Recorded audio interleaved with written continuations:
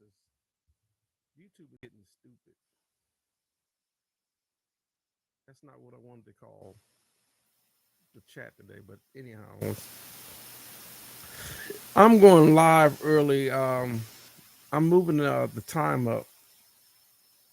Um, I didn't get a chance to announce it because I was sick, but I wanted to move the live stream up an hour to a couple hours.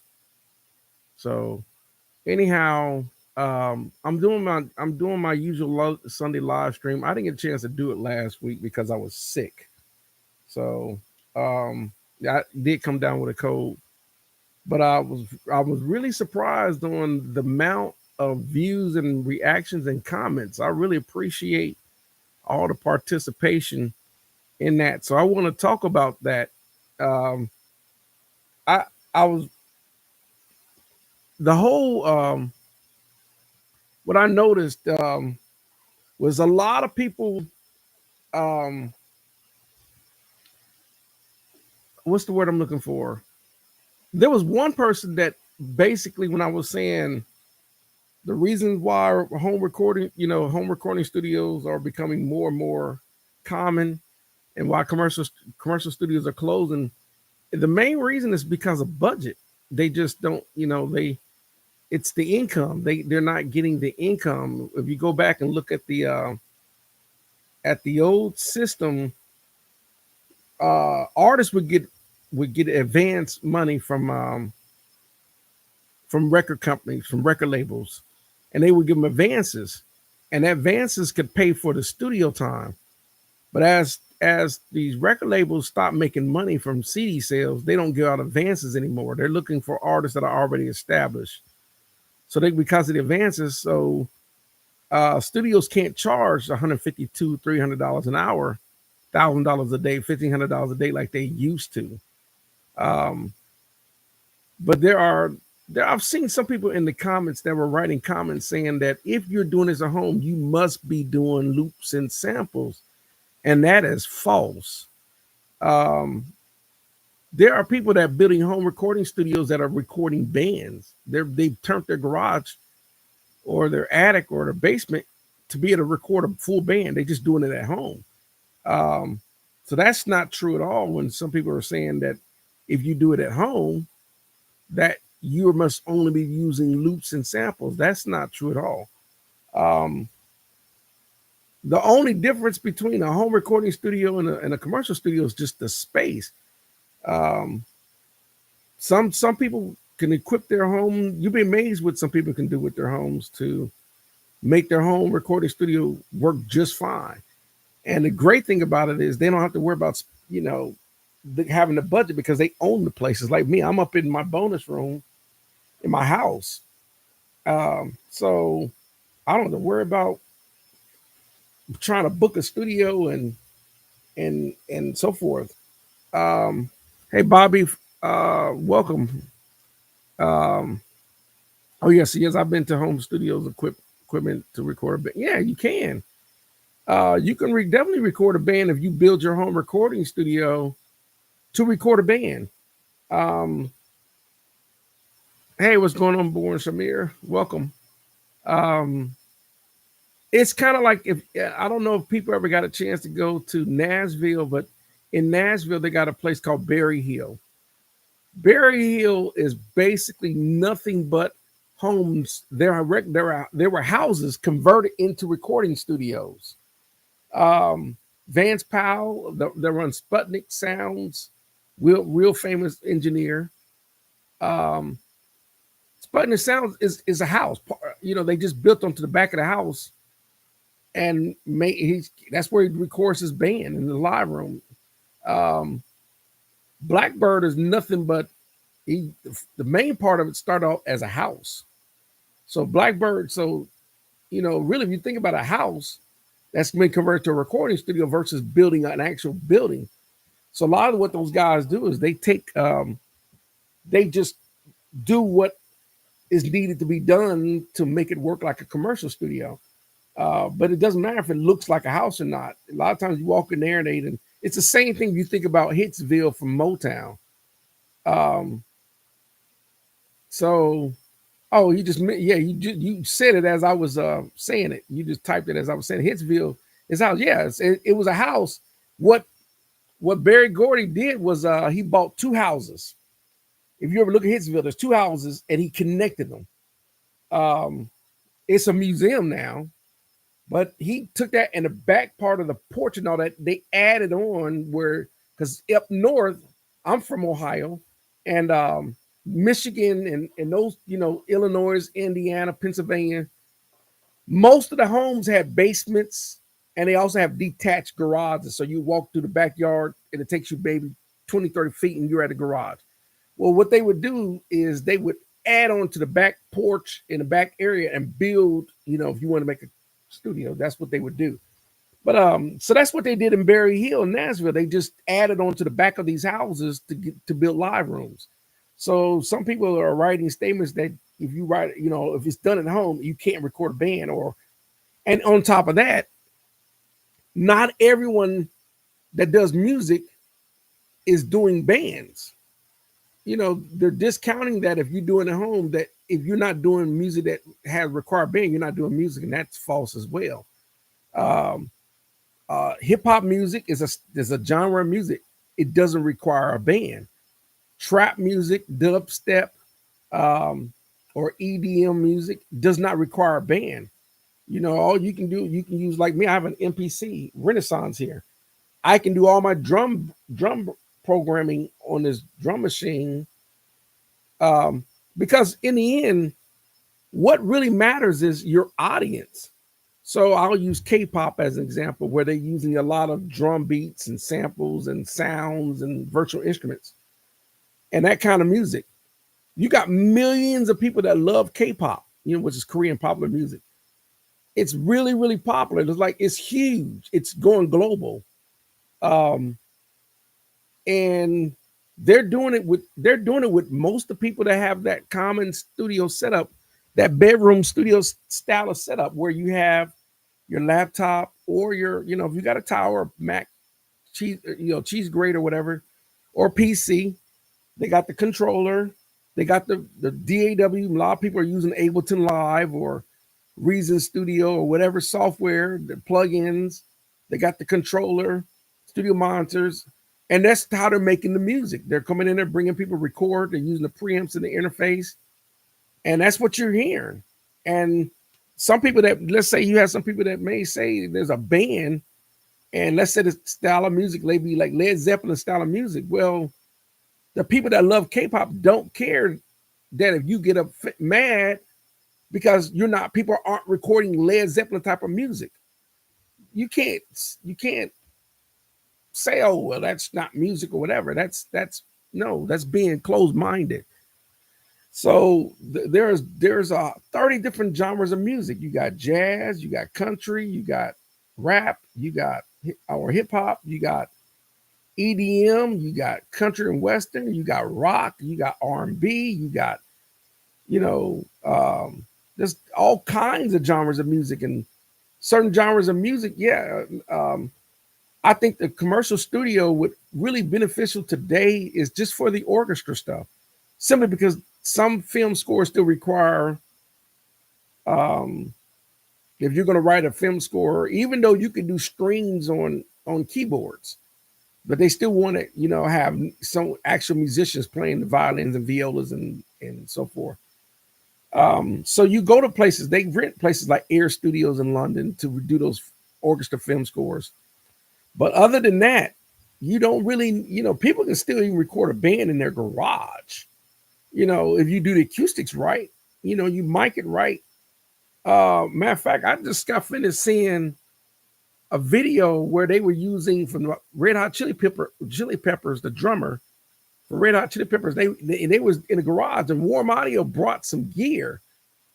And when he played the drums, of course, when you listen to the drums without any processor going through the equipment, it just sounded like drums echoing in a barn.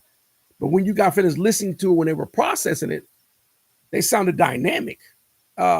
So yes, you can record anywhere if it's done right. So Bobby says with modern technology, you can almost get anything done at that. Yeah, exactly. I mean, there are going to be a lot of people you got to remember, and you got to remember, I saw a podcast where they had studio managers from different studios. I think Patchwork was on there, out of Atlanta. There was The Village out of Los Angeles. A few other studio managers. I can't remember the video. If I can remember the link, I'll find the link. And they were all talking about how you cannot do music unless you go to one of those type of studios. And I'm like, that is absolutely false. I'm just about finishing a Christmas album here that we're going to release. It's finally done, and it's all done here. And I'm gonna let y'all be the judge of it. I've already made this case. I proved this point so much when I was talking about the Behringer gear. And some people go back and watch the Behringer video, like, wait a minute, that was done on the Behringer analog comp. Yes, stuff like that. Yes, it's all being done here. So, but they were saying that it can't be done at home. I'm like, how do you think half those professional commercial studios in Berry Hill, what do you think those are?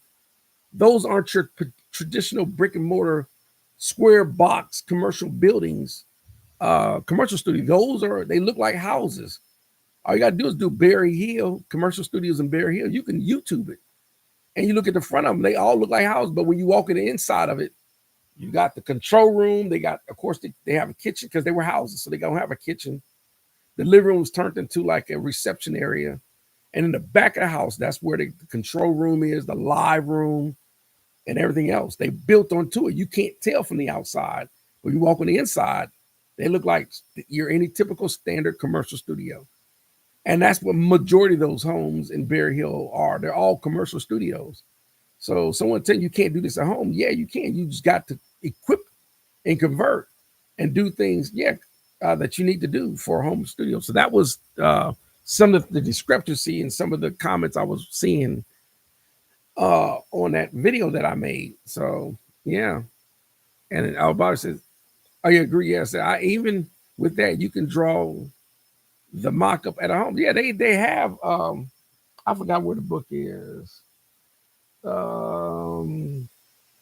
have a book.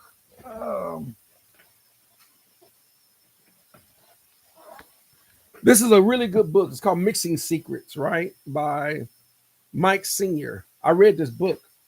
And he breaks down even speaker play, even breaks down how to set up the acoustics in your home, whether you're going to do a bedroom or whatever, And think about this for a second.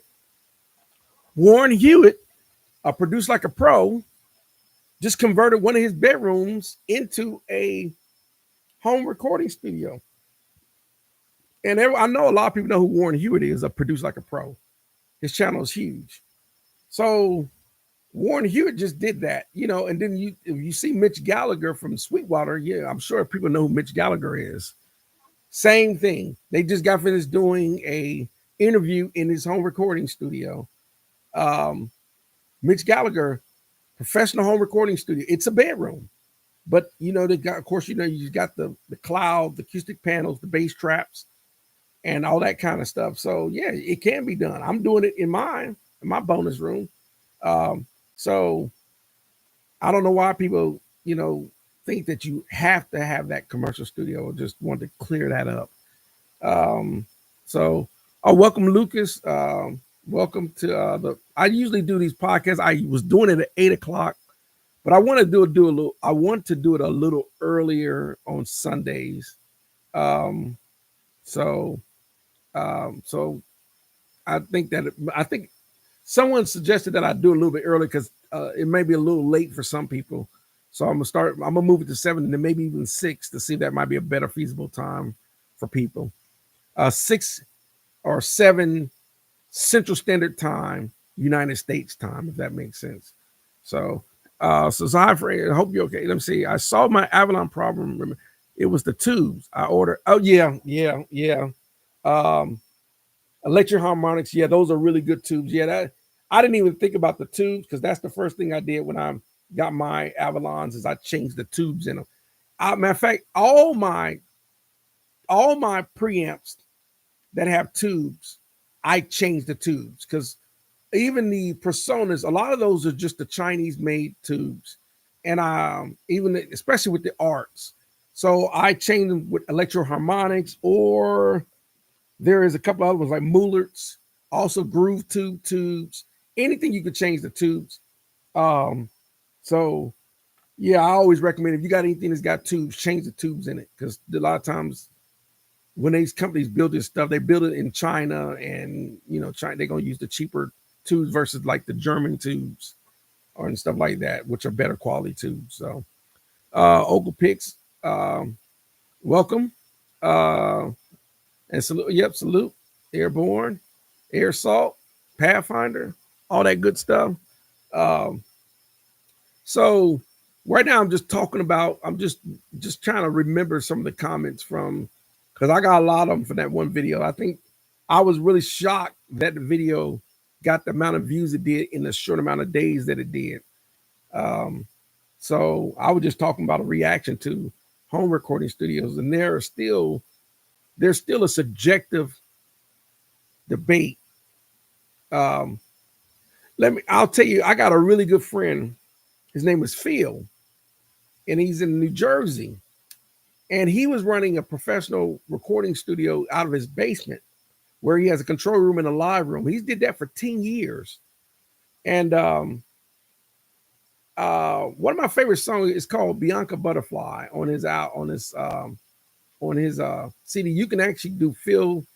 It's called Phil De Carlo on Reverb Nation, and there's a song called Bianca Butterfly. It's got 5 songs on there, but all those were done out of his recording studio in his home, and you can listen to it, and you know, um, so I don't think if it's done right, it doesn't matter where the space is if it's done right. That's what we're talking about. So I got to put my glasses on to read comments. So, so that's what we're talking about, home recording studio. So that's this, unless we could, we could redirect the questions or comments to something else. But um, that's really what I would want to kind of focus on, is just studio and studio talk for this evening. Some people got some questions. So far, we got a few people watching.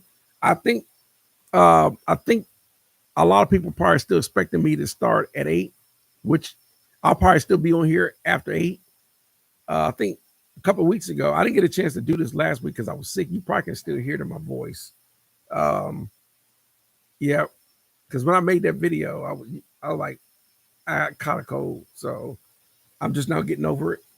Um, so other than that, um, there are some people that are in full agreement, that today's modern studios, if you really think about this for a second. Let's think about this for a second.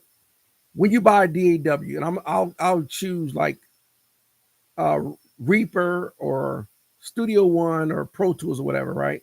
That DAW usually has 3 things in it, right? It's gonna have the tape machine. That's where we all do all our tracking to, right? We track on our tape machine in the DAW when we make our tracks to record our tracks. So that's basically a tape machine. You just got a ton of editing features. When you go up to the top or the columns or whatever, you can paste, cut, slice, transpose, you can duplicate, all these editing capabilities that you can't do on a real tape machine. The next window usually would be a mixing window. The difference between a mixing window in your DAW and a real mixer is you have to build the mixer. Your DAW does have to work. So if you build 24 tracks to record, it's going to build 24 channels. But a lot of times they won't build the auxiliaries or the bus channels. You have to do that separately. And some people did. A lot of times people don't know you need to do that, because what's giving that big studio sound is a combination of bus channels along with the regular channels, the bus channels and auxiliary channels all working at the same time. So when they're mixing all the reverbs and delays and all the different types of sound effects to mix in with the channels on auxiliaries. They're blending the two with regular channels. You just have to do that in your DAW because the output of your interface, the 2-channel output, acts as the master bus output in your mixer in your DAW. So if you want it to react and sound like it does on a real console, you just have to set it up that way, and you'll hear the difference when you do that. So we got a mixer. So that's why you'll see some people's studios and they'll have a tape machine, some won't. Some people just will have an audio interface like a Pro Tools or an Avid 192 or whatever. They'll have an interface. And then sometimes they'll have a console or a semi mixer. And then sometimes they won't have a console at all. They'll just have a desk and they'll just use the mixer in a DAW. Other than that, what's the only other thing going on in that DAW? Plugins. So you can use plugins, or they'll route out of the audio interface to go into some actual hardware equipment. So that's the same things if you're using a patch band using racks of gear. So you got those three things in a real studio, or in a studio with real gear. You got a console, you got a tape machine, and outboard gear. Well, the outboard, the tape machine is the tracking portion of your DAW. The mixing window in your DAW is acts as a real mixer. It's just step us in the DAW. And then the plugins that you buy, I don't care if it's Waves, it doesn't matter if it's Isotope, IK Multimedia, whatever plugins, those are acting as software emulations of real outboard gear. That's the tools. So you got an option. Some people say, I'm going to use, well, I don't need to use the mixer because I got a mixer in the DAW. I don't need a tape machine because we're using the DAW. So the only other thing is, am I going to use some real pieces of gear, or am I going to use the plugins? That's what we're down to now. So, and I think that's why some people are, other than that, is you're talking, we're still going to have studio monitors. We're still going to have microphones. We're still going to have a place to record the space that we're going to record. That's the only difference, really. Okay, let me see. I got some more. So let's see. So Lucas say, oh, you want to ask me, Mark? There's one thing I never changed in my life. It's my DAW. I had Firewire, but I always had the same DAW. It's a TAR ST95 KKKKK. Okay. If it's working, if that DAW is working for you, then by all means, don't change, because if it works, it works. That's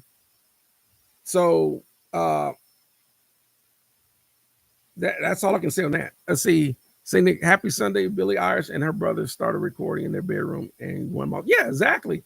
Because the audience, when they're listening to this music, they cannot tell where it's recorded. Matter of fact, when you listen to, even if you listen to all the, let's go back to the 80s, or let's go back to the 80s or whatever the case, as an example. I have no idea where, for example, Billy Idol, he's the one who made There's a Nice Day for a White Wedding. I have no idea where he recorded. He could have recorded in States. He could have recorded in Trident Studios in Europe. He could have recorded Air Studios in London. He could have recorded at Sunset Sound, and you don't know. The only way you're going to know is you're going to have to pull out the CD and see where it was recorded. But since we don't buy CDs, a lot of times you don't know, you don't see the credits. You don't know who the engineer is. You don't know who the musicians are, because no one buys, CDs anymore. But a lot of times that's where you would know. That's the only way you would know. Or like Billy Joel, he's the one, he's made Rocket Man. Billy Joel made Rocket Man, or you must have been a big shot. The fool around. That's Billy Joel, right? I don't know where he recorded. I had to go and look. You can't tell. So then there have been lots of people that have been recording in the home recording studios. For example, Eddie Van Halen, when they first did their first couple albums, they recorded at Sunset Sound as Van Halen. And then finally he built, it's called 50 Studios or something like that. I think that was his address. Well, he was not zoned. So he had to lie to the city and say he had to soundproof and say we built a racquetball court, but really it was a commercial. It was basically a recording studio. He started doing the rest of his albums in his recording studio in his house. He built a live room and a control room in his house. There's a documentary on it. So all the rest of those Van Halen albums, especially when you had Sammy Hagar as the lead singer, you would have thought he went to like Sunset Sound or whatever. No, he was recording that in his home. Same thing with George Duke. George Duke, he called it Lagonk Recording Studios. He's been recording all his albums in his home recording studio. So Prince, same thing with Paisley Park. That was at his house in in Minneapolis. So how Thanksgiving is coming up. I hope everyone's going to have a happy Thanksgiving. I'm cooking myself. I cook every year. I make me a little small turkey and honey glazed ham, some candy yams, some potato salad, mac and cheese. That's probably why I gained all that weight when I left the Army, eating like that. As you get older, you can't eat like that. When I was in the Army, we were running PT 5 days a week.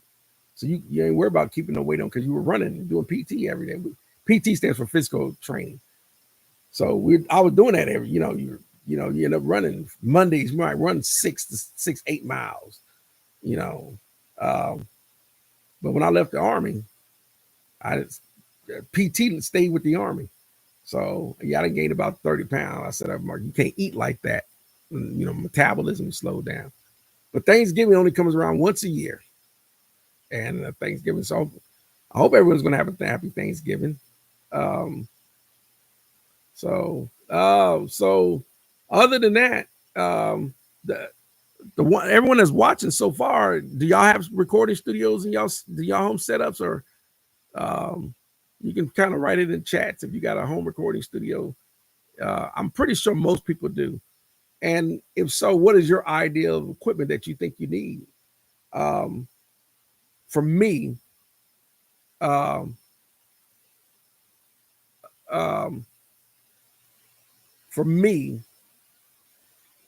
I think it really depends. That's why I got 3 setups. The third, if you ever watch my little studio tour, I start off with where I was in my dining room.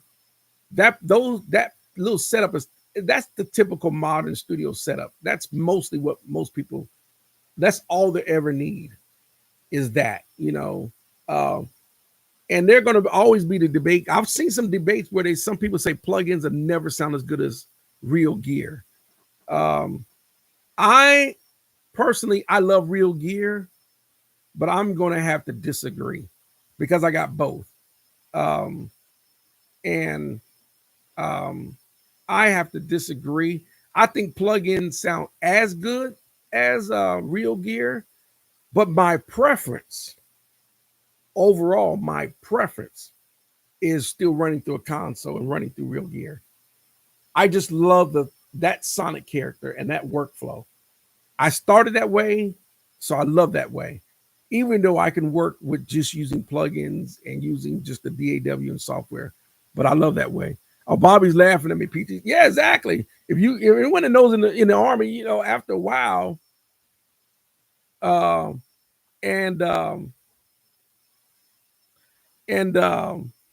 knows in the Army, we know, everyone knows that's the dreaded thing in the world. For those that don't know, if you've been in the military, you join, especially the Army and the Marine Corps. Army and Marine Corps, out of all the branches, are going to do the most PT.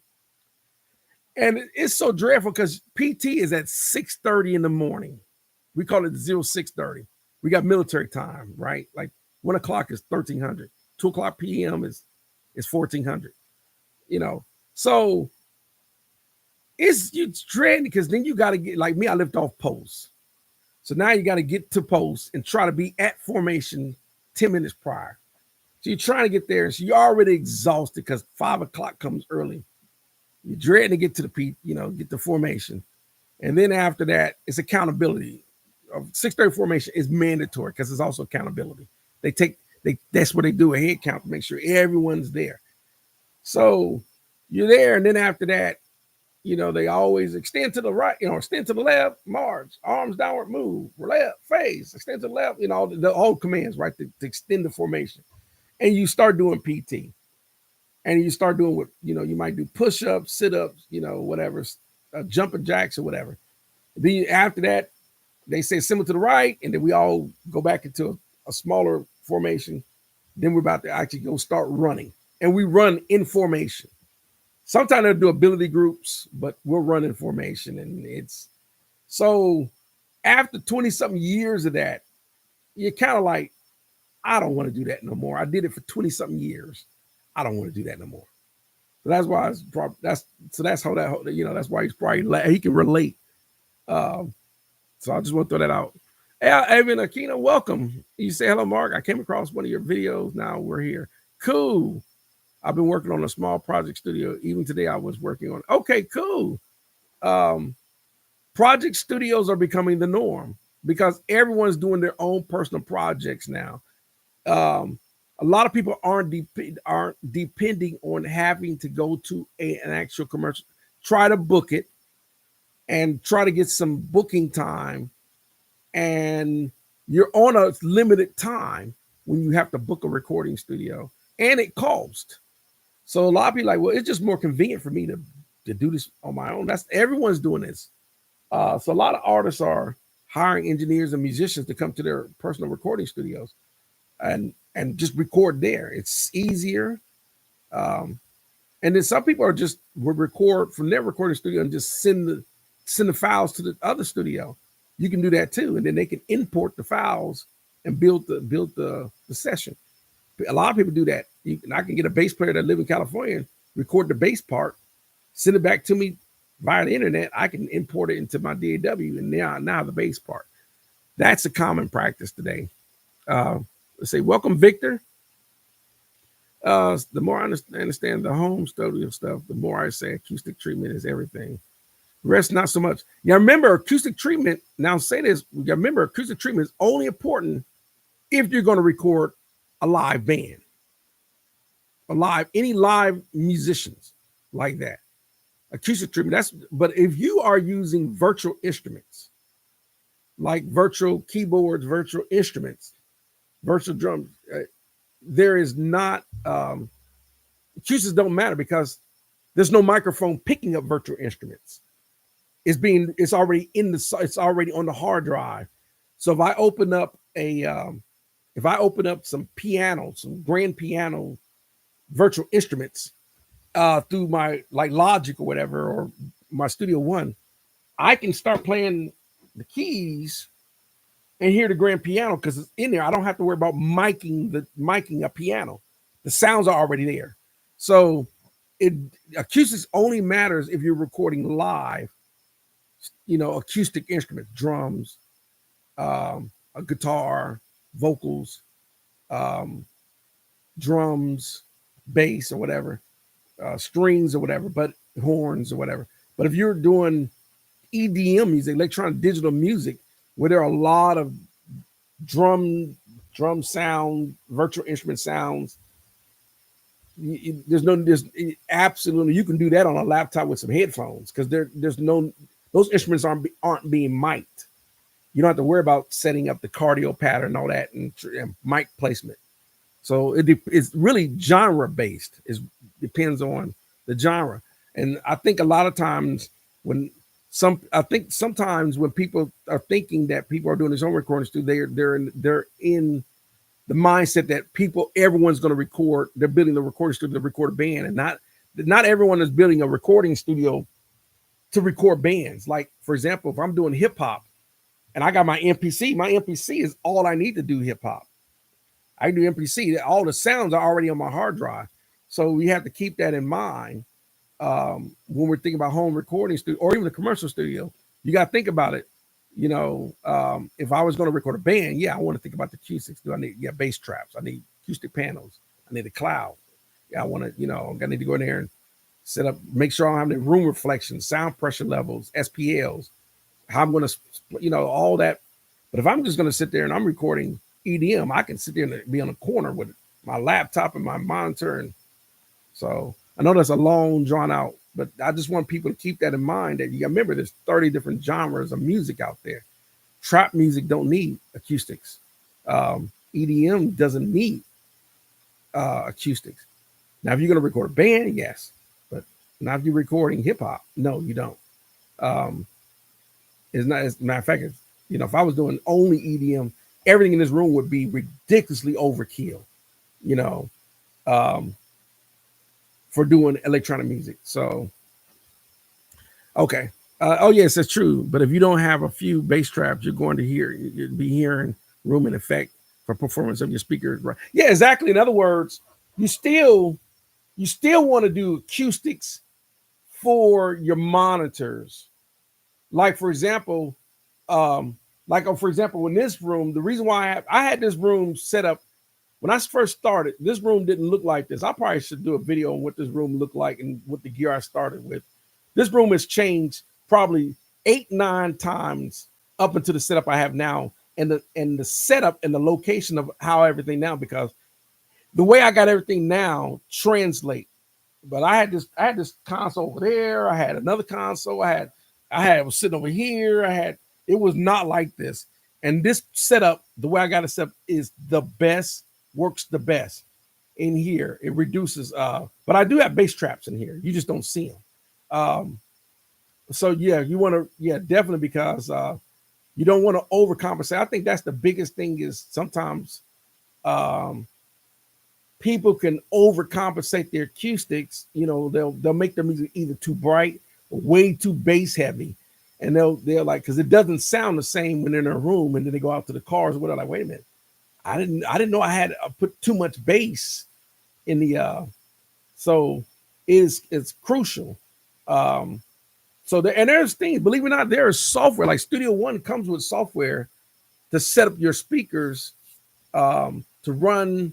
There are acoustic software to help you run, for example, room noise and white noise and different different things you can do to track what's going on with room reflections, and also real-time analyze to see what's going on with the frequencies and how they're reflecting in the room. That's kind of crucial if you want to get a good mix, which I already done that. That's why my setup ended up the way it is, because I had to run that and say, okay, I find out where my room reflections and where am I, how I'm going to do diffusion and everything else. So that you're exactly right on that. Let me see. Man, I got some comments that came in. Okay. Okay, let me see. Okay. Yes, yeah, I get what exactly. Yeah. As far as what I'm saying, as far as the music genre, yeah. Yeah, acoustic is still definitely crucial for mixing, but when you're, like I said, for recording a band, that's a certain type. Like for example, in a commercial, in a live room, in a commercial studio, they would have like gobos, which are dividers. They would lower, higher the ceiling, to capture different ambience of the room. They would some rooms, some recording studios, the walls could flip around to change the reflections of the room and things like that. But that's going to be mostly crucial for like bands and orchestras and stuff like that. But like I said, trap music, or because that stuff is all direct in. Let me see. Emperor Kamikaze, welcome. Says currently I am equipped to record real instruments and vocals, of course. So I'll step up to a 16 track. That's 16 mics for drums. And 16 mics is a lot. That's not uncommon. I think Sylvia Massey, she's had 18 mics. But she got some crazy techniques, but it's won her awards because she's got some stuff going on in her mixes that, like, what is that? And she'll tell you how she did it. And she'll take some mics. Sometimes she uses a telephone mic and capture, let's say the drummer's hitting a splash cymbal, and she has this telephone mic and makes this weird effect, and she'll mix it in, and that's unique. But that, she's inventive. Oh, Main 52. No, I didn't. He said, Mr. Session. No, I didn't do a live stream last week. I was sick. You probably can still hear the raspiness in my voice now. I'm just now getting over a cold. So I was out of it last week. I was wrapped up in a blanket with NyQuil and Dayquil and sinus, cold and flu and so forth. So Emperor said Massey's off the she's a Sylvia's a genius. That's all I can say. And you know what's crazy? Well, you know what I love about Sylvia? She's not mad. She's still feminine. That's a sexy quality. It's like ain't nothing like having a woman that still acts feminine but still know what she's doing. As a male, we're attracted to female. We're attracted to feminine qualities. So that's another sexy trait about her. But anyhow, Maine is asking, what is my favorite dog? My favorite dog is Cakewalk. I do use Studio One. I do use Reaper. I do use Reason Studio. I do use Cubase, Ableton Live, Harrison Mixbus. But my favorite dog is Cakewalk because I can get up and going in it super fast. And what I like about Cakewalk is Cakewalk will see every VST instrument or plugin. No matter, it don't matter if it's a 32-bit versus a 64-bit. It will see it and will let you use it. Some DAWs will not let you do it. Some DAWs won't. Like for example, like Pro Tools they're not VSTs. For those that want to know, VST stands for Virtual Studio Technology. It will use A8X style format, so it won't use VSTs. So if you're going to use Pro Tools, you want to download your A8X format plugins as well. If you want Pro Tools to see them. But that's my favorite one. I just know everything about Cakewalk. I know all the editing and functions and features, so I can get up and running. Cakewalk sees every audio interface. Some DAWs are funny when it comes to seeing audio interfaces. So I see. Emperor says, "Wow, didn't expect cake." Yeah. So, oh yeah, Victor's asking, do you find the Studio One is a little CPU?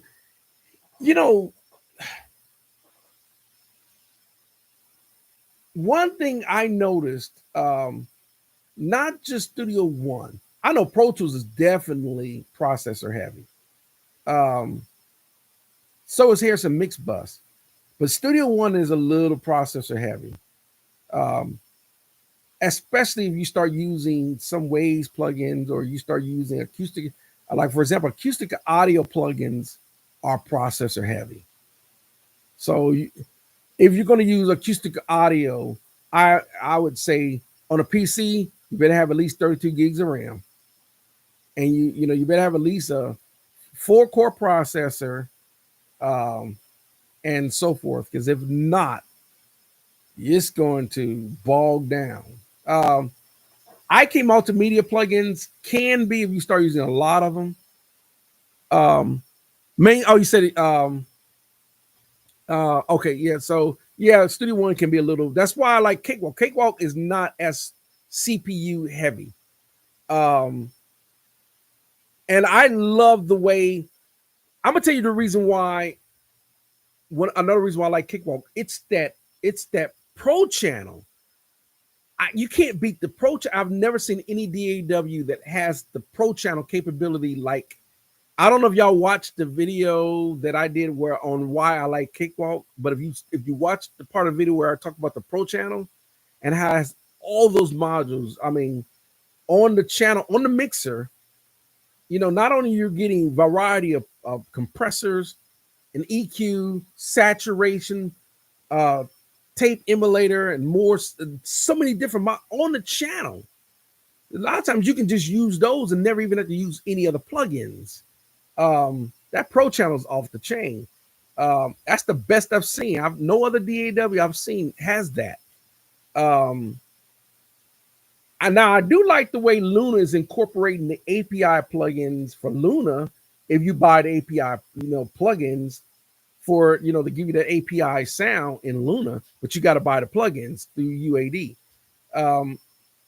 And then Cubase also has a lot of nice mixer console options in their mixer, but Cakewalk is my favorite. So that's the reason why I use it.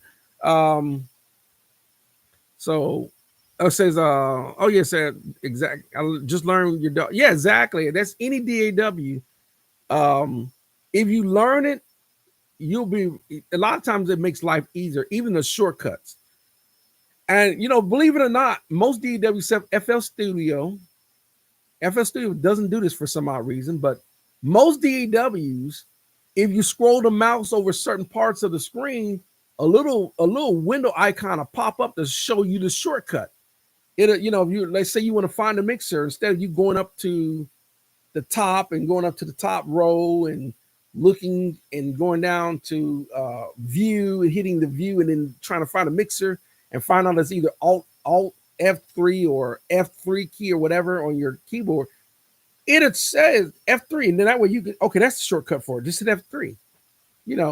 Because shortcuts make life super fast. Everyone knows like Control Z is universal for erase. Hit Control Z. But on some DAWs, if you hit the period button or the decimal button on the keypad, that's rewind to the beginning of on some DAWs, but in Studio it's the W key in Cakewalk, not Studio, Cakewalk. And then in Cakewalk you hit the R, that's to start recording. But in Studio One you have to hit the asterisk key to start recording. So it just depends on the DAW, what you're working on. So and then of course oh yeah, I think something popped about Apple to PC.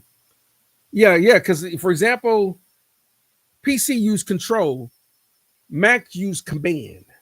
So you hit the command key. They don't use control. So it just depends on if your Mac. You gotta learn the shortcuts on that as well. That's in one example. So it said also look to you guys. Air Creative FX Collection 2 is absolutely zero CPU usage. So okay, gotcha. Okay. And Kamikaze says, welcome. Well, Apple to PC. Most apps shortcut keys are different. Yeah.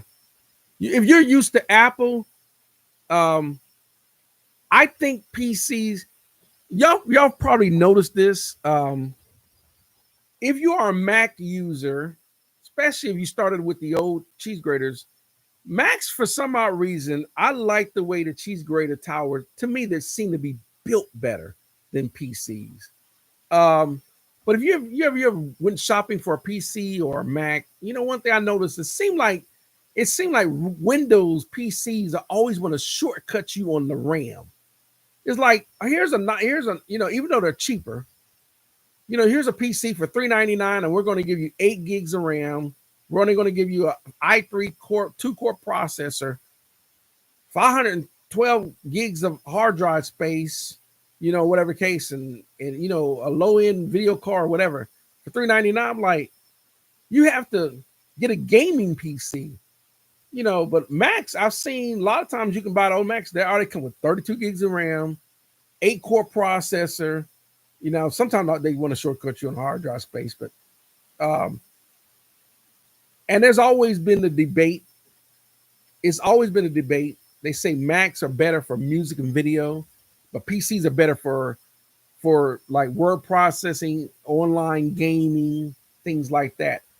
I've been using PCs the most. Some people say with PCs you can have lockup problems, or because some with Macs they can automatically recognize the drivers.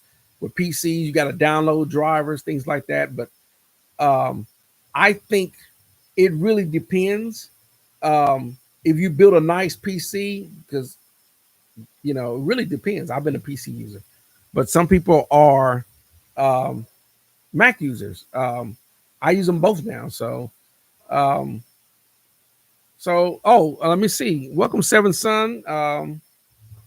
He said, when I'm printing my music back into your DAW from your console, do you run it through different preamp before it hits the DAW, or do you just run through the console straight to your interface? I just run my stereo output through my audio, my Allen and Heath here. I just run a stereo out into two channels of input of my antelope interface. That's it. Yeah, that's it.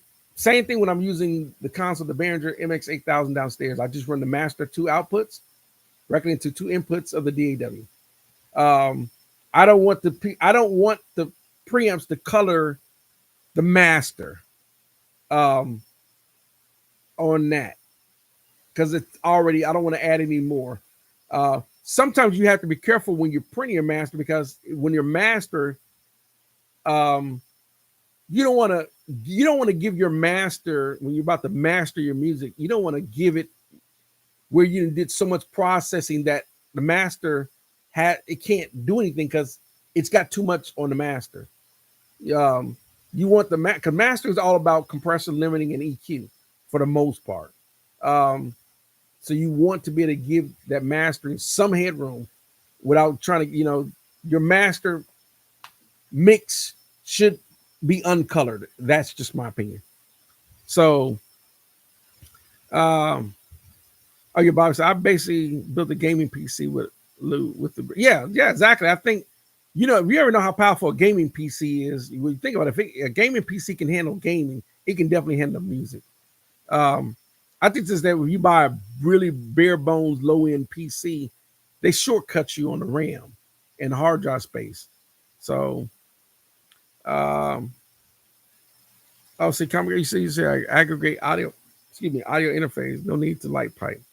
Plan to go to 96K moving forward. Small limit. Oh, okay. So are you talking about 96K sampling rate? Yeah. Okay. Yeah. Without. Yeah. You said, Bobby, so you spent 2015, and I'm still doing. Okay. Gotcha. Victor's asking me, do I bounce down on a real time print when you're finished with your song? Like I said, once I get done, when I get done and I listen to everything, the way it's coming out through the mix to the console, it comes out the stereo output of the console directly to the interface. And then I just record that, and I just make sure I have a good, clean level going into the interface. And that's it. Because what I'm hearing on the master, when I'm listening to the speakers, that's what it's going to sound like when it's printing to the mix. So now if I'm working in software in the box, like let's say for like my small setup downstairs, I can hear the master. So I just print directly. I just print that mix. I just export that master to an actual wave file so it can be mastered directly from the DAW. I don't come out of a console because my small setup downstairs don't have a console. That's if I'm working in the box. You don't have to send it through anything like that. So that makes sense.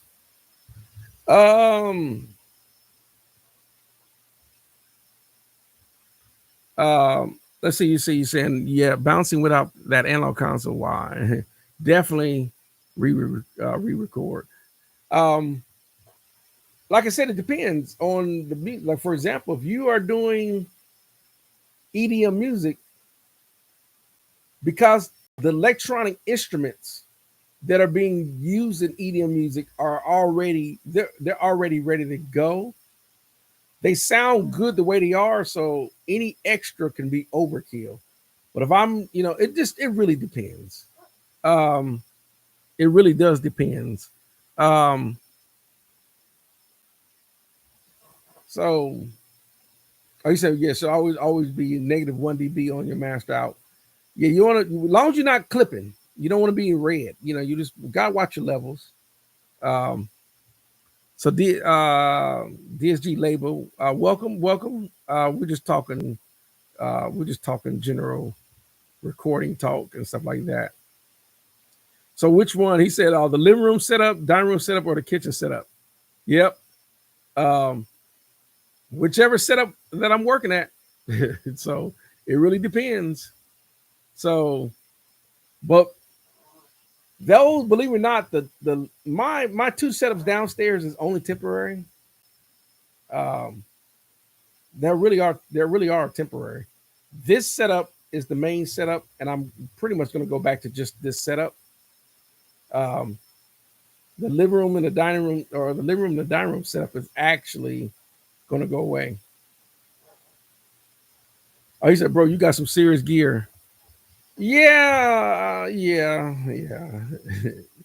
I'll talk about that in my gas um, videos, gear acquisition syndrome videos. Um, I told myself I'm not buying any more. I got so many synthesizers and controllers, and I'm not. I don't need anything else. I really don't. I really don't. Um, I talk about that in videos. Um, it just got, I'm gonna tell you, the thing is, I'll tell you, I started in this room, and when the AC unit up here went out, it was unbearable in the summer to be up here in the summer. The heat was off the chain. Now the AC unit downstairs was working great. So the AC unit upstairs wasn't working. So I was not coming up here.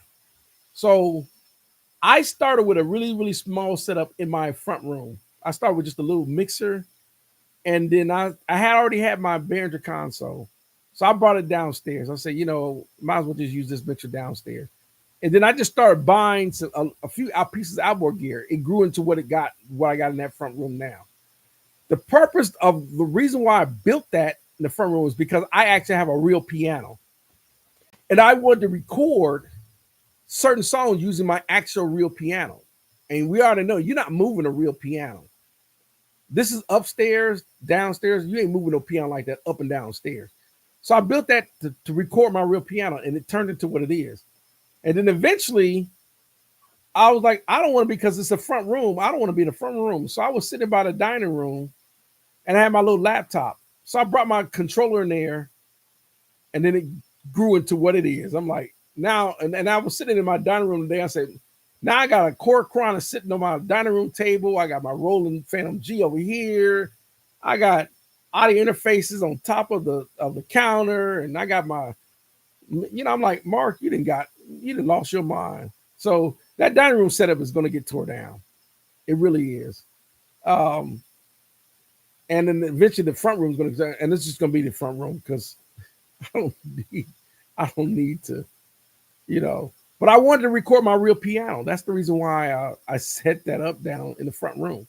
So if you watch that, that was the only reason why I did that. I wanted to have real piano on some records instead of actually always using my keyboards or virtual instrument grand piano. I want to use that actual piano. So that's how that happened.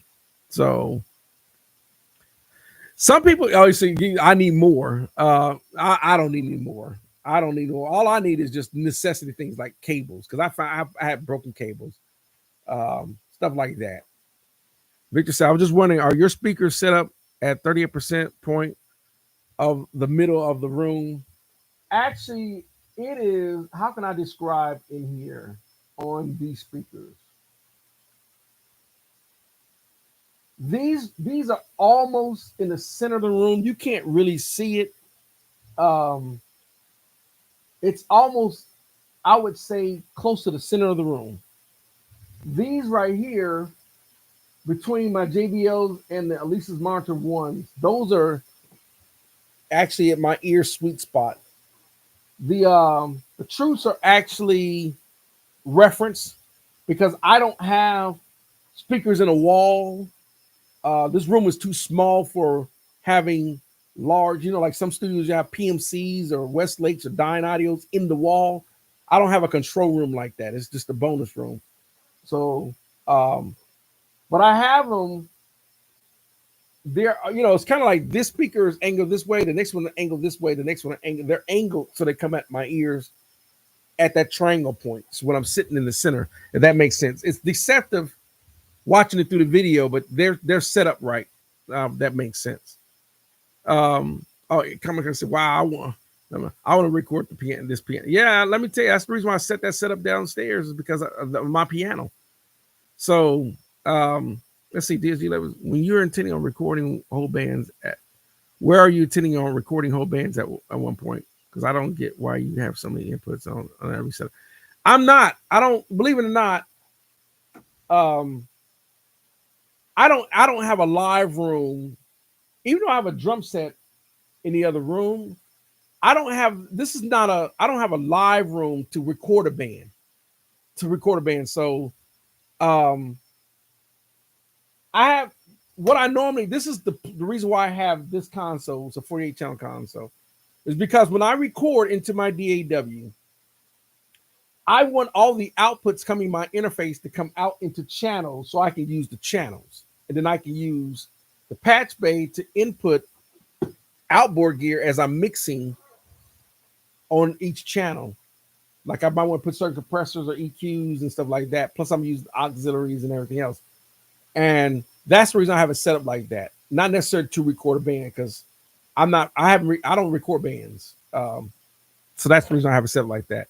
Oh, but Bob said I live in a producer's place. Yeah, some people love it. I wish I'm gonna tell you. The only thing is with this, I have a big, large office computer studio desk in this corner, and I want to take this out and put it in another room. And when I get another house, I'm gonna turn this strictly into an actual office, and this desk is gonna be an office desk. It's just clutter. Same thing with my stereo rack here. And then I got another rack, another like a cabinet over there. I can open up so much more. Just taking this stuff out would give me more room in here. So it's, plus I got all these keyboards in here, bass cabinet in here, my guitar cabinet. It's cluttered in here, and I didn't use no thought process of it. I was just building as I was going and buying gear. As you buy stuff, then you had to find a place for it. And I said, okay, I had to come to a realization, okay, I got to stop.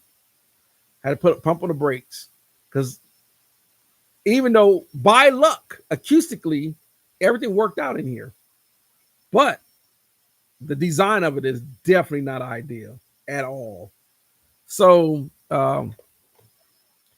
Maine said, what I need is good insurance and the amount of, no, my house, everything in my house is insured. Trust me. You best believe I wrote every serial number down.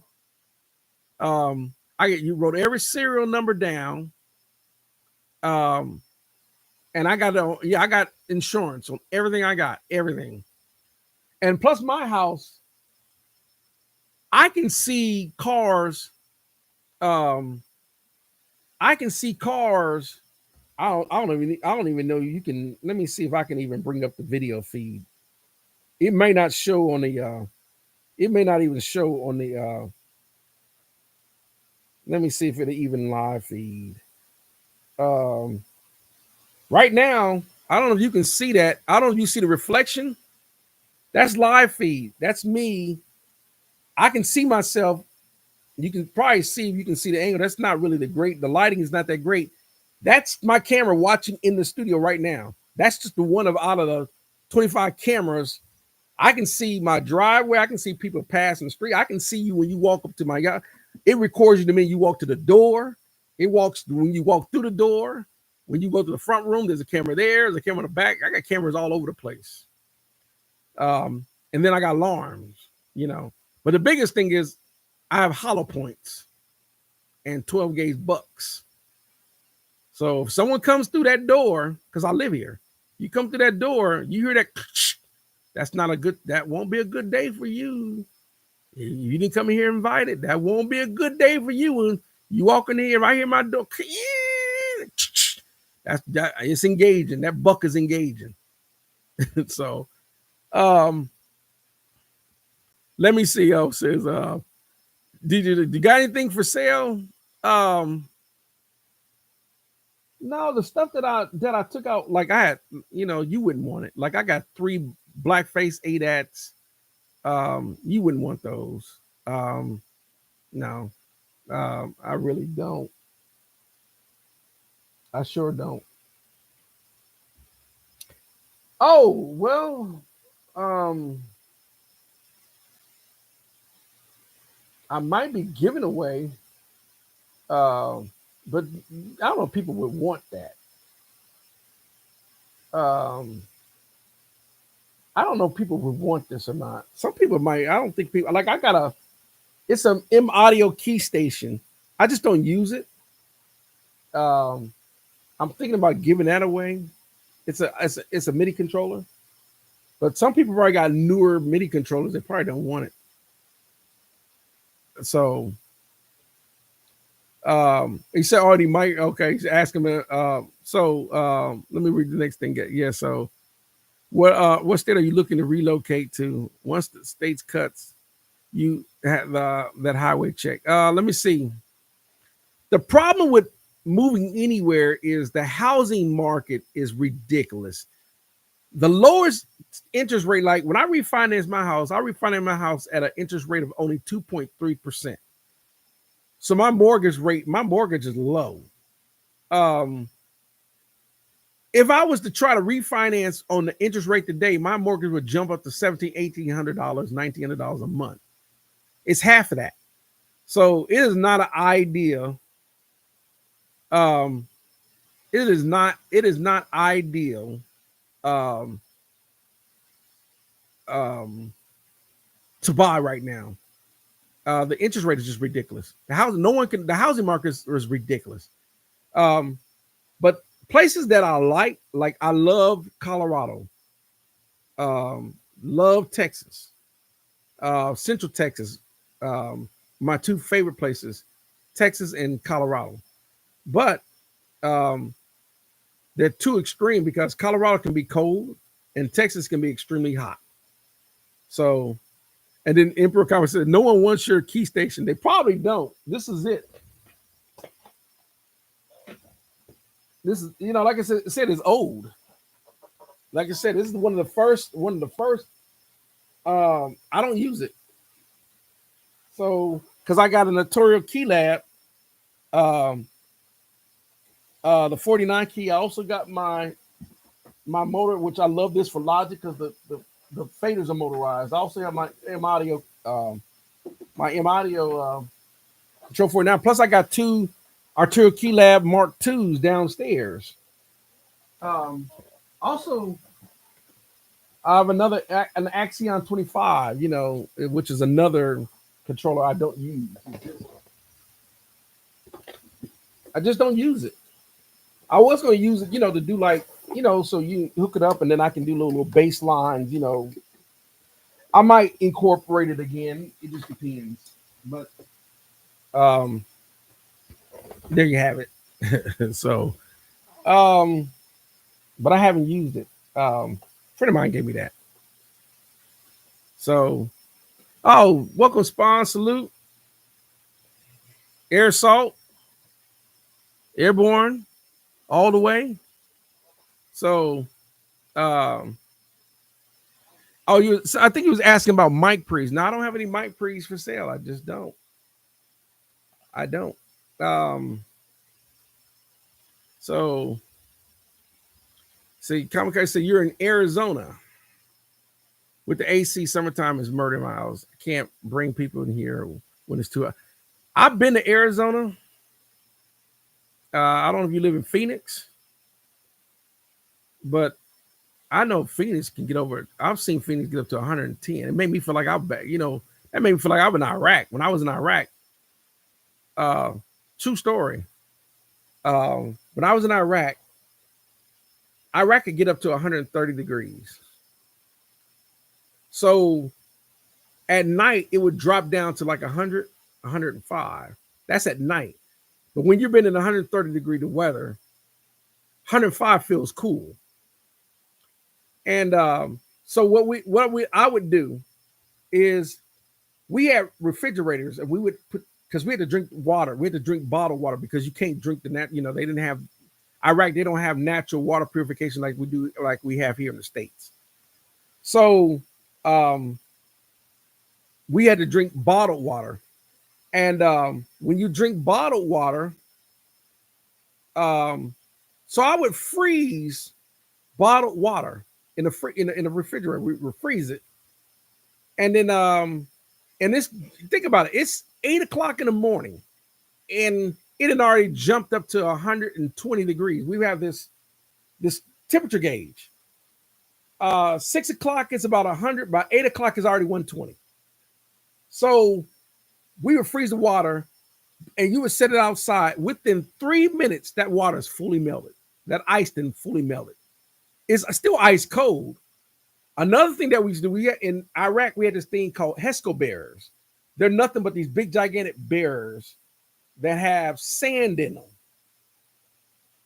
And so I would take Lipton iced tea bags and put them in these water bottle containers and let them sit in the sun for 3-4 hours, and it turned into brewed tea. Then after that, we take it back, put sugar in it, put it back in the refrigerator. Now I got ice brewed tea without ever having to boil the water. That's what I used to do in Iraq. Oh, somebody said like yes, like Afghanistan here. I'm told, except Afghanistan is mountainous, so it doesn't get as hot in Afghanistan like it does in Iraq. Um, Afghanistan can actually snow, so it's not as bad. Now in Kandahar, it's a little bit farther south, so it's a little bit warmer. But I was in Bagram. Bagram was north. Um, Bagram Air Base in Afghanistan. That's where I was. They call it RC East. Um, so it wasn't too bad. But Afghanistan, it can get warm. So yeah, 130. Yeah. Trust me. And I was sitting there. I don't know if I got a picture. I got a picture of me. I was what they call the sergeant of the guard, right? Um, I don't know if I got a picture. I got a picture of me in Afghanistan. Let me see if I got a picture. I don't know if y'all be able to see this picture well. You can't really tell looking through the camera. Let me see if I can find. Let me see. Okay. I don't know if this is the camera picked this up or not. No, let me see. I don't know. That will anyhow, right here, that's me. That's me in Iraq. So I don't know if you can that's out on the lightings, anyhow. That's not a really, you can hardly see that. So that was in Iraq versus when I was in Afghanistan. I'm gonna show you one more picture when I was in Afghanistan. Okay. I don't know if that'll come up or not. Let me see. Let me see. Let me see that real. You can barely see. Anyhow, I don't. That's not because of the lighting. If you can barely see, I know the angle's weird, but that's me standing in front of the hut. That's me in Afghanistan. So, but anyhow, so so anyhow, so GS label said, "I'm in New York, not the city. It's cheap here, but you have to deal with the Democratic politics and taxes. The property tax is half of the average. See, I don't get into politics, whether it's Democratic or politics. I don't get into whether it's if you're a Republican or a Democrat or whatever, because to me, all of them are crooked, you know. So I don't like to get into politics, but I'd hear New York is kind of expensive. Well, New York City, maybe Albany or Buffalo may be better. I think Rick James was from Buffalo, New York, and I think he had a nice studio in his house up in Buffalo because I think that's where he was from, and I think that's where he recorded Eddie Murphy Party All the Time in his home recording studio from Buffalo, from what I heard. Um, so, um, so, but I got a friend named Phil that lives in New Jersey, and I know that the property tax, what he's telling me, it's expensive. One thing I can say here, I'm in Tennessee, and we are actual reasonable property tax that I pay every year. It comes out of my escrow, but it's really pretty reasonable. So I can't complain about that. So say Kamikaze said, well, it's not as bad as recording in the Persian. Yeah, let me tell you, I've been to Persian Gulf, which is being Saudi Arabia and all that. Yeah, it's hot. It is hot. The desert is hot. So let me see. Well, a lot of analog gear is not going to in the heat, because you first of all, analog gear put out a lot of heat. If I turn all this gear on in here, it can get warm in this room.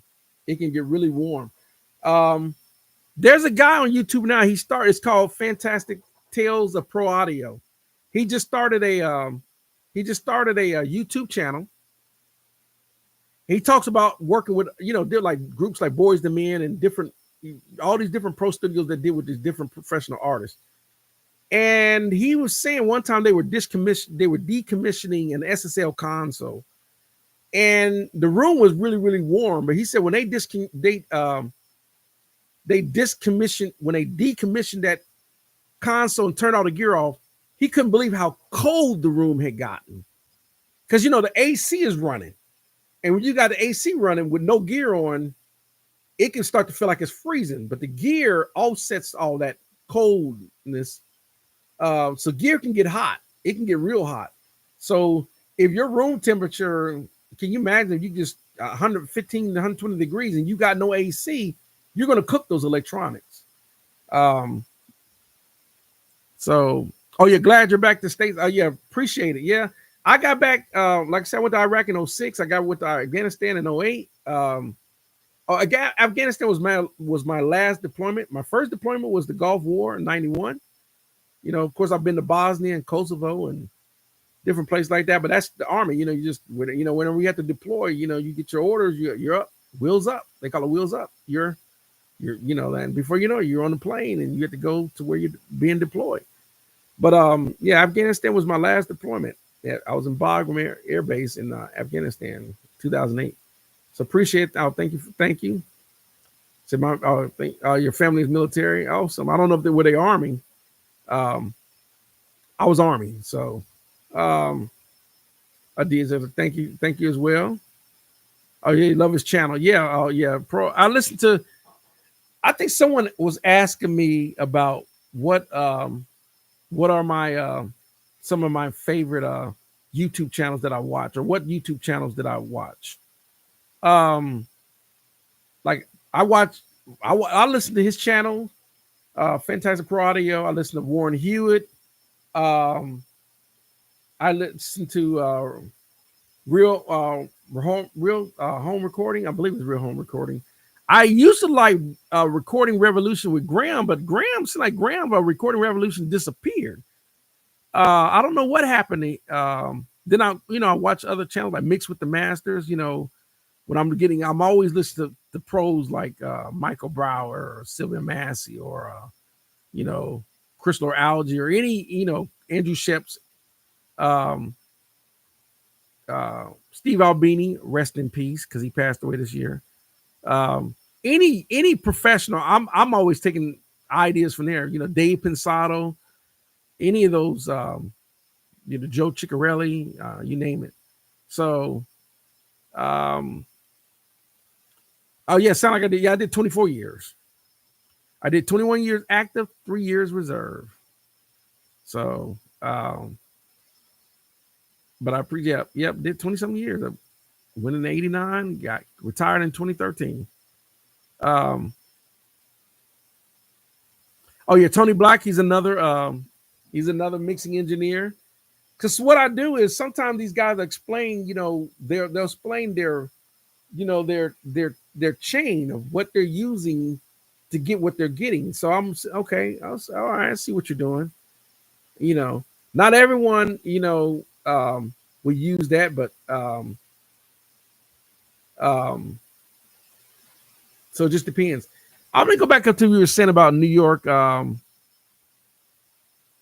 It's easy to find a sub $200,000 home. What part of New York? What part of New York State are you from? are you near Albany or are you near Buffalo or you know? What's funny is Syracuse. Okay, yep, okay. It's funny. It's amazing when when you go around. I used to like watching Jay Leno's. When he goes and asks people questions. You get amazed. A lot of people don't know the capital of states. It's like, for example, you'll ask some person like they'll say, "What's the capital of New York State?" They'll say New York City. I'm like, no, it's not. It is not. Or like, what's the capital of? Or some people say, "What's the capital of Ohio?" They'll go Cleveland. Like, no, it's not. What's the capital of? You know, uh, they'll go like, "What's the capital of Illinois?" And they'll go like Chicago. Like, no, it's not. It's Springfield. So it's funny. Um, you know, like, what's the capital of Texas? Dallas. No, it's not. It's Austin. So that's hilarious to me. But let me see. C Black, welcome, C Black. You're asking me if I had to invest in hardware synth for bass, which unit would you consider? A hardware synth bass. Believe it or not, a really other than um some of the Moog. Do you want? It really depends on if do you want a digital sounding synth or do you want that fat analog type of sound. Moog and Oberheim, like the OB, was really good. Then there's the MS-20. Korg had the MS-20. It looks like they have a plug-in version of it, but you get the MS-20. That has a really lot of popular synth bass sounds in it.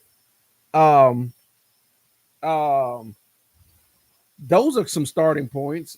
If you don't, um, but there should be if you got a modern board like a Roland Phantom or Korg Kronos or Yamaha Montage, those have a lot of synth bass sounds on them. If you got a board like that, or you can get the Core Collection. If you got some virtual instruments, Core Collection has some really nice. Those some starter points or Contact.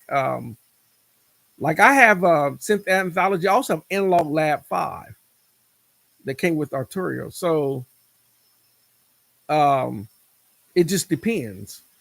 So, but those I would definitely invest in a Roland Phantom because you can set your parameters so you can get a nice synth sound and you can adjust that and really get some interesting bass synth sounds. Um, with that Roland Phantom is off the chain for that. Um, let's see. Almain says the capital of my state is Red Stick. Um, I don't know what you mean. I don't know what you mean by that. Capital Red Stick. Help me out. Help me out with that one. Um, as our DG label said, I see Eastern Tennessee is getting popular. It's because we start Eastern Texas. That's like you're starting to move toward Knoxville, um, and and so forth. But Nashville, it then got overpopulated. Nashville, because everyone now the housing market is they didn't enjoy the housing market, so now the average home is about 400,000 starting in Nashville because they didn't overpopulated Nashville. Um, so people are moving, but Tennessee it grew. Um, put it like this, and I'll talk politics one quick. We used to have 9 districts. Now there are 11 electoral college seat. Uh, because there's 11 because of the population growth. Going from Memphis all the way to Knoxville to Chattanooga to Nashville. So we grew some more districts. Um, that's how much Tennessee has grown. Um, so, Baton Rouge. Okay, gotcha. Okay, Kevin, welcome, Kevin. Um, he said, "Why are some of the movies bullying? Why are some of the movies of bullying in the army during the '80s and early '90s accurate?" Oh, you talking about what do you mean bullying? You talking about like whenever you see, like for example, um, I use Full Metal Jacket, and I'll use if anyone ever seen Full Metal Jacket, and it starts off with Arlie Ermy. He's a Marine DI, and he goes, "I am your senior drill instructor. From now on, the first and last words out of your filthy soul will be, sir. Do you maggots understand that? Sir, I can't hear you. Shout out like it, you know." Did do eyes talk like that? Yes. Did it get up in your face like that? Yes. When I went to basic, yes. Did it grab you like, you know? Yes. But now, did they do stuff like, I don't know if y'all remember the scene where, if you remember the scene where he goes in there and they wake up in the Full Metal Jacket, and they're waking up. It's called Reveille. And you hear the turn to see. When I was in the Army, the DI, we didn't call them DIs in the Army, we called them drill sergeants. You didn't walk in, the lights, the drill sergeant didn't turn the lights on and wake you up. When the drill sergeants came in, you were already out of the bunks. They didn't, you bet not be in the bunks when the drill sergeants walked in there. So they didn't turn the lights on and get everyone out of the bunks. But there's a scene in there where he walks up there and he goes, "Private Joker, I want you and Private Cowboy to clean the head." The head means the restroom. You know, Army, we call it latrine. Marine Corps and the Navy, they call it the head. "I want that head so clean that the Virgin Mary would be so proud to go in there and take a dump." You know, he goes that, right? And he says, "Private Joker, you do love the Virgin Mary, don't you?" And he's like, "No, sir, no, sir." And he goes, "Why, Private Joker, you little maggot, you make me want to vomit." And slaps him, right? That doesn't happen. That's not allowed to happen. That DI in real life you can go to jail for that. You can get court-martialed for assaulting. So they're not allowed to just walk up and beat you like, or there's another scene where he goes in there, "What side was that, Private Powell? What side was that, Private Powell?" You know, no, that doesn't happen. That was the director wanted to look like it was really abusive during the Vietnam era for that, but that doesn't happen. No. So they don't really, and I was a drill sergeant. We don't bully like that. No, but do we get up in your face? And yes. So, but it's all part of the environment. It's, you know, anyhow. So, I hope that answered your question. So, it says, Kamikaze says, I'm in a very rural area, small town, far from next town. Hard to imagine I get clients just focus on. You know, that actually might be to your advantage because you don't have to worry about competition. You think about a smaller town, and there are people that want to record. They don't have to worry about trying to compete with, let's say, you know, going all the way to New York City to like Electric Lady. They can record at your record, you know, it's actually beneficial. So that can actually work in your favor for so see, like, am I asking, am I familiar with the Sub 37 or Roland? I am not. So Kevin K said we weren't woke. And I think what's happened is, and I, like I said, I don't get into the politics of woke and all that. Because we're talking about this LGBTQT and all that. And I don't get into none of that. But woke was really a term that's been taken out of context for when Black people were under suppressive, under slavery, and they didn't think that the masters and all that, you know, that slaves aren't aware of being oppressed and the Jim Crow era and all that. But being woke is another word for being aware. We're aware of what's going on. We know our rights are being violated. But now it's blown into this whole woke, you know, and so that has been blown way out of context on the woke thing. So, but like I said, I don't like to get into politics because everyone has their views of what they, you know, who they, you know, some people like Trump, some people like Biden, some people like, you know, Clinton, some people like Bush, some people like, you know, and I don't focus on the president because the president ain't doing all the pushing, ain't all the buttons. You got 50 governors. You got 50 lieutenant generals. You got 100 senators, the 435 House of Representatives. That's just the U.S. At the federal level. You got state senators. There's state representatives. There's mayors. There's councilmen. The government's huge. Then you got all those bureaucracies. There's hundreds of thousands of people that work for the FBI and the CIA and and the Department of Labor and the Department of this and the Department of that. There's hundreds of thousands of people. It ain't just the president. So I don't know why people get caught up on that. It's the president. No, the president don't own anything. The president don't own all the business. Your president don't own the business that you work at. He didn't hire you. He didn't do your HR interview. So we got to, okay. Anyhow, let me get off the politics. So, anyhow, going back to what it's saying about that might be beneficial. That could be beneficial to if you're in a smaller town, because if you're, for example, in Nashville, they have Music Row, and all the big historical recording studios are on Music Row, right? Like RCA, Ocean Way, Nashville, and all these big popular recording studios there. But in Berry Hill, they have a different zoning laws, because Berry Hill is actually technically its own small city. They got their own police department, their own little mayor and everything in Berry Hill, which is a sub-town within South Nashville. What's nice about is they moved out to Berry Hill so they didn't have to compete with Music Row. But now Berry Hill's, oversaturated, because it's like a recording studio. Every house is a recording studio.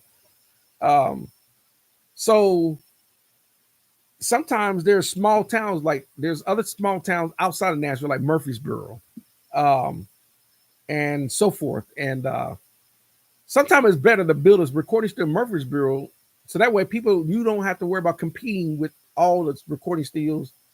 And artists that are looking for a recording studio to record at, they I don't want to compete with trying to get booking time at those, because they're always booked, like Blackbird. So it may be an advantage to say, well, I'm in Murfreesboro, and here am I, I'm charging only $45 an hour instead of $200 an hour at Blackbird. I charge $45 an hour. Well, I'm gonna go to your house and cut your record. They want to, what gear do you got and all that? Can you record us or whatever? So that actually might be to your advantage if you want to rent your studio and book your studio to clients. Me, I'm a private studio. I'm not booking because I live here. So I don't want to, every time I turn around, I got unknown people walking to my house, because it's my house. I have to live here. So I'm a private studio. So, yep. So, you saying here's what this is. I'll talk about Nashville for a second, since I've been talking about Nashville and the Nashville musician. So he said Nashville session players available in Nashville must be insane. Let me tell you about Nashville, why it works for Nashville. They call it the Nashville chart system. It's basically a progression. If you know about music theory, progressions, right? Let me tell you about the Nashville thing. Nashville, unlike Los Angeles and New York, when bands would go to record in New York or Los Angeles or Miami, the bands that record were artists. You would I would say, whether it was AC/DC or Coldplay or whatever, they are signed recording artists band. So when they go to Los Angeles, the band don't stay at the recording studio. They're not like union session musicians. They are with that group. But in Nashville, they have standby session musicians that play on all these artists. So they don't belong, like, for example, if it's Trisha Yearwood or Carrie Underwood or Miranda Lambert or Kenny Chesney or whatever the case, or Alan Black or Alan Jackson or just Garth Brooks or whatever, that's not their band members. They have their own road touring band members, but when they go to they have these session musicians, and these session musicians all work with each other. And because they know each other, it's kind of like they know exactly how the drummer is going to play drum rolls. He knows exactly when he's going to break it down. You know when he's going to know the feel. The guitar player knows exactly what the drummer's going to do. What the bass player, he knows exactly how he's going to play his guitar parts. At the same time, they're reading this chart. They're reading this chart of how the song goes.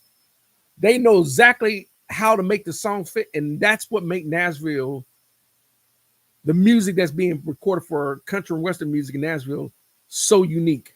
Is because it's like these guys, like they've been playing with each other as if they're their own recording artist band, but they're not. They're session musicians, and that's the reason why everyone talks about the Nashville session musicians. They got, it's crazy how they, and it's a list of them, and all these, yeah, they're real musicians, and it's kind of like you need a bass player.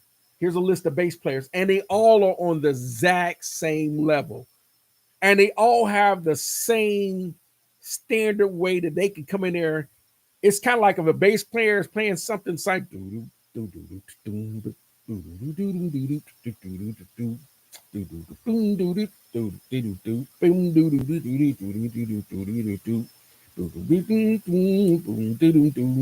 be playing a bass line like that, even though the chart's saying 1 1 4 1 or whatever, going to the 4, going to the 3, going to 5, go back to 1, whatever.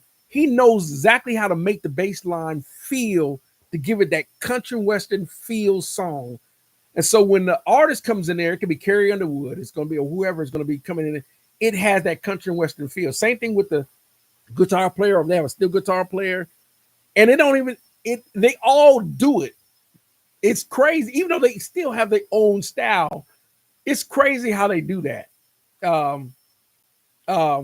Working with musicians, and they, it's like keyboard. They fall right in. They fall right in the pocket. They fall right in. The keyboard player knows exactly how to play the keyboard parts, and give it the feel. That's what makes Nashville work versus L.A., New York. Musicians are playing there like Van Halen. Well, Van Halen was his own recording band, or AC/DC. They're their own band.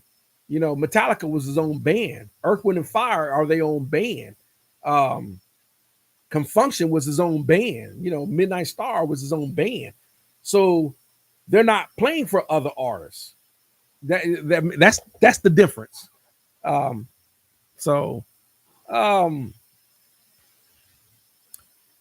It always is. It says yes. It says seems like country is that last genre people still spending money support. Yeah. In other words, if you're going to do country and western music, it's always 99% of the time is always going to be country and western session band musicians. It's one of the last few, other than jazz and gospel. Gospel, jazz, and country are one of the genres of music that still are without exception, you're going to have real musicians. R&B, you can sequence it. EDM music, you can sequence it, or you can use Studio One or Pro Tools or Ableton Live. You can do Ableton Live or whatever, or FL Studio to do hip hop or whatever. And I'm just going to have someone like myself. I'm just going to program all the drums. I'm going to play all the keyboard parts. I'm going to use all the samples and loops or whatever. One person doing that, creating the beats and all that. Not in country music. No, that's a no-go. That ain't happening. So same thing with jazz. You have Norman Brown or Earl Klug or George Benson or any of these jazz musicians, Najee or Gerald Albright and musicians like that. No, they're going to have a real bass player, a real drummer, real piano player, real musicians, real guitar player. Same thing with gospel. Yeah, you definitely going to have real musicians in gospel music, period. Or even Christian music. You're going to have real musicians. That kind of music requires it. Yeah,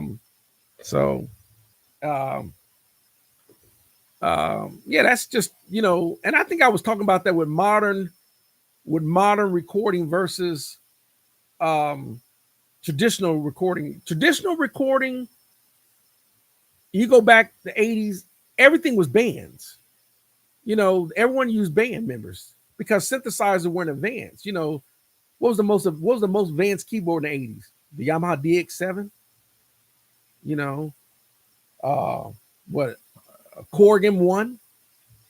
Those boards can't touch modern boards today. they're nowhere near in the league of a Yamaha DX7 is nowhere in the league of a Montage as far as capability. So they had bands. You had your drums, bass, keyboard, horn section, and they recorded in a commercial studio to 2-inch tape with an analog console using outboard gear. That's probably 80 plus percent. Every now and then you have that one. You might have every now and then you might have some synth sounds, like listen to Peter Gabriel, like Sledgehammer. They had some synth sounds, or She Blinded Me with Science, where they using more digital synth sounds. But there was not really, or they started incorporating more synthesizers, especially European bands. European bands started using more synthesizers in their music, like Aha, Take on Me, or Final Countdown. Even though they were supposed to be, a rock band, they still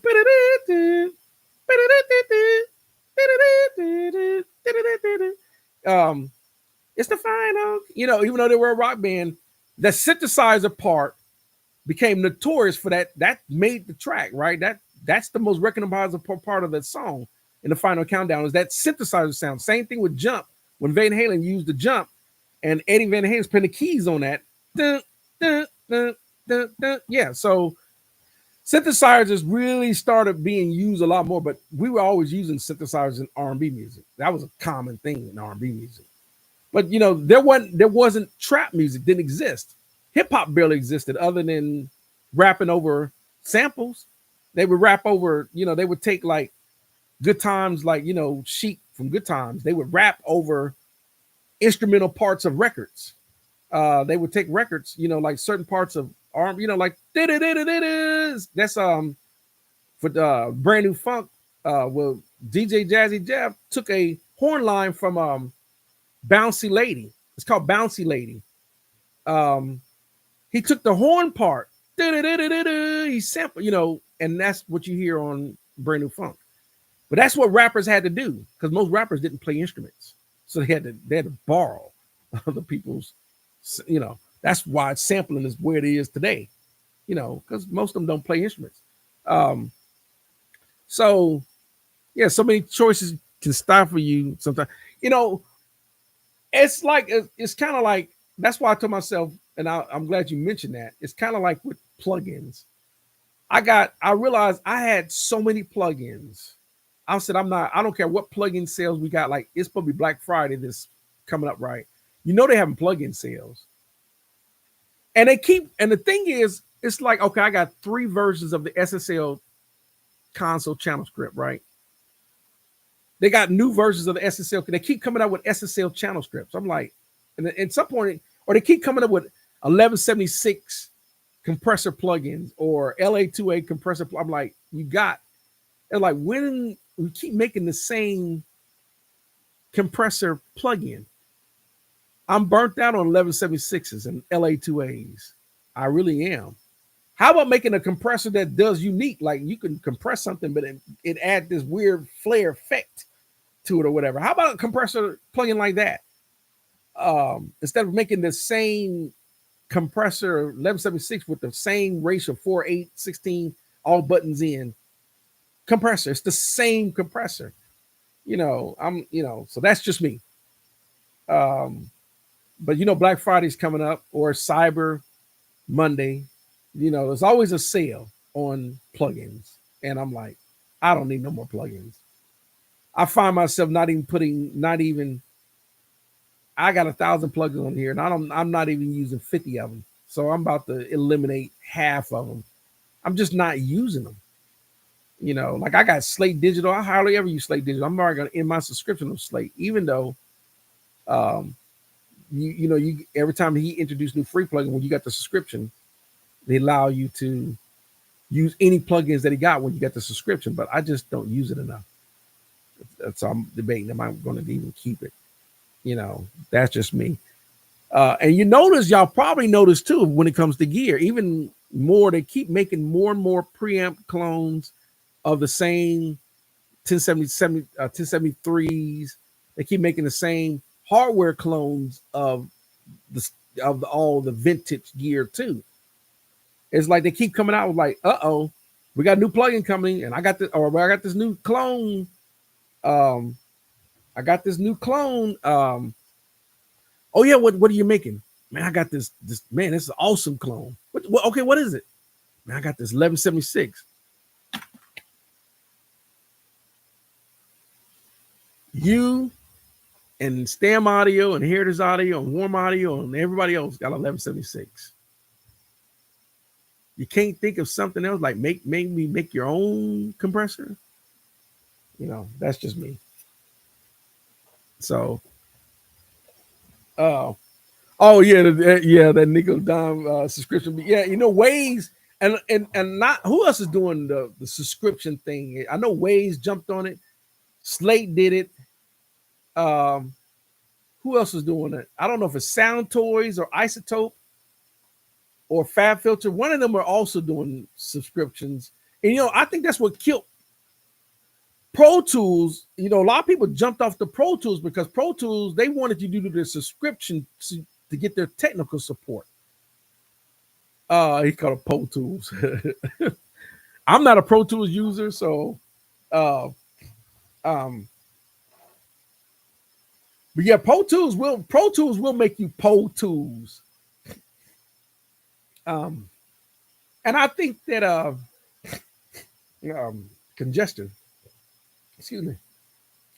I think that's the reason why so many people start jumping ship, because I'm like, I got paid $200 or $300, $400 for the DAW. Then you want me to pay a $99 or $100 annual fee just to get technical support.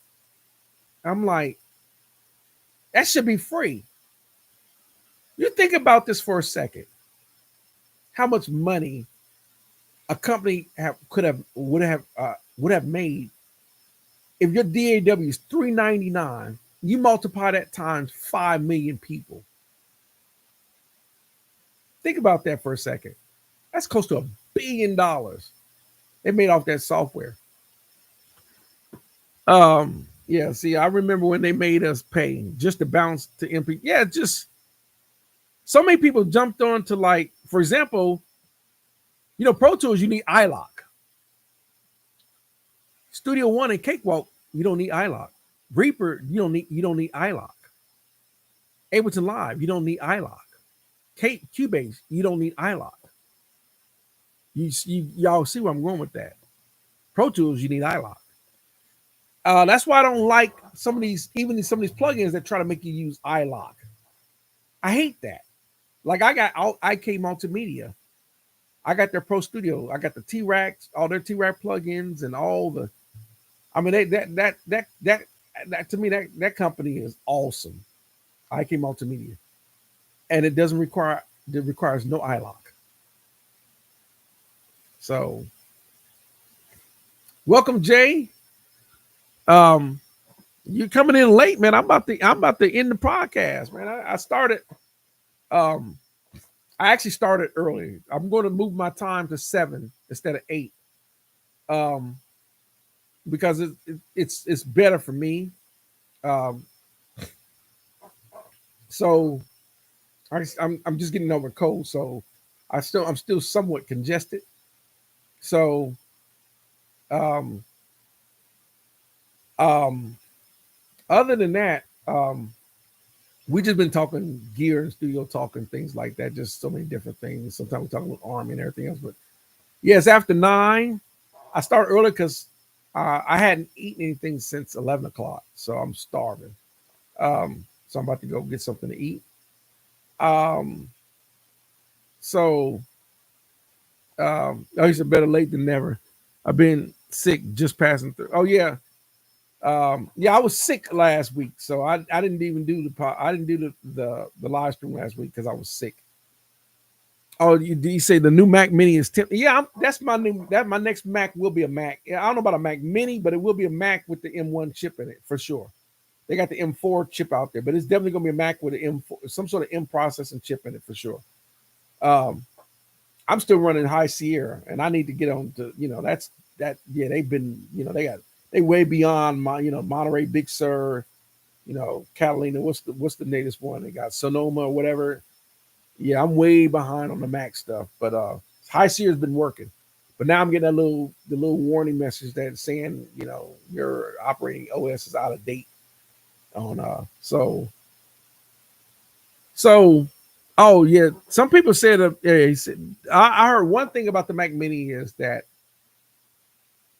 they're not upgradable. So whatever you buy, you better buy because everything's built onto the main board on Mac Minis. Unlike a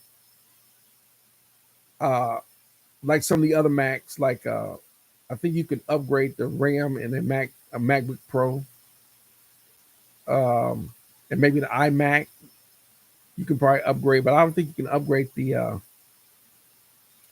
I don't think you can upgrade the Mac Minis. I think they're all built in. So if you pick a Mac Mini, get it with the most options because that's it. Secret Studios, welcome. I'm about to end it. I actually started. I've been on here for almost 2 hours. I actually started an hour early today. I should have let everyone know. So I'm about to end it. Um, so you said, oh yeah. Because my next, I just got two new laptops. They're Windows 11 because Windows 10 is going away too.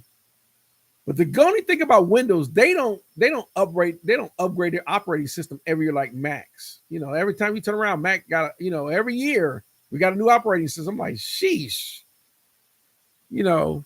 But Windows, I think Windows 10 been Windows 10 since 2010.